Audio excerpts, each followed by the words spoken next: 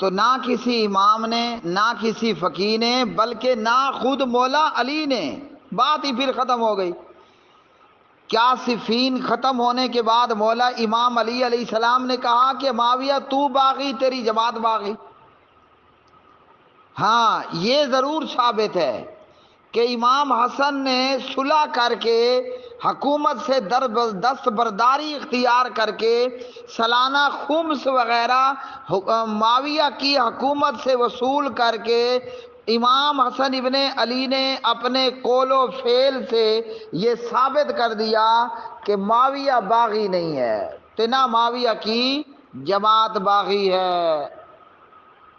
اور یہاں میں اپنے تمام سننے والوں کو یہ سنا دوں، اہل حدیث، دیوبندی، بریلوی، دشمنان صحابہ، سب سن لو.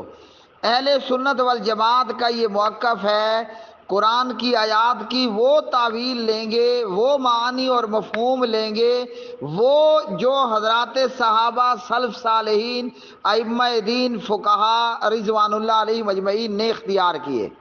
تو حدیث عمار سے ہمارے اسلاف نے کیا جناب معاویہ کو باغی کہا؟ جواب ہے کہ نہیں. تو علی مرزا کی بات کا اعتبار کہاں ہوگا؟ یا اسحاق جال والے اور رافضی یا مودودی کی بات کا اعتبار کہاں ہوگا؟ جواب ہے کہ ہرگز نہیں ہوگا. جبکہ ان لوگوں کا دشمن صحابہ ہونا مسلمہ ہے، روافض کا دشمن صحابہ ہونا مسلم، اور اسحاق جہال والے کا اور علی مرزا وغیرہ کا دشمن صحابہ ہونا یہ مسلمہ ہے. اور ایسے بندے کی کسی بات کا اعتبار کیا ہی نہیں جا سکتا.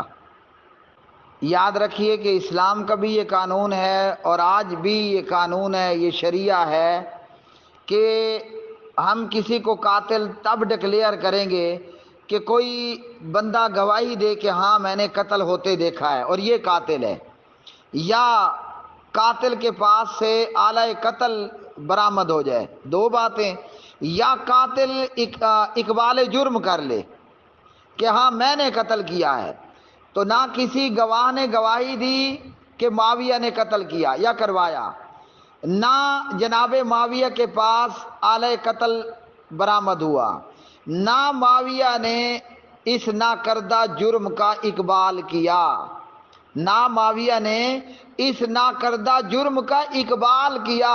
تو پھر معاویہ قاتل کیوں ٹھہرا؟ پھر معاویہ باغی کیوں ٹھہرا؟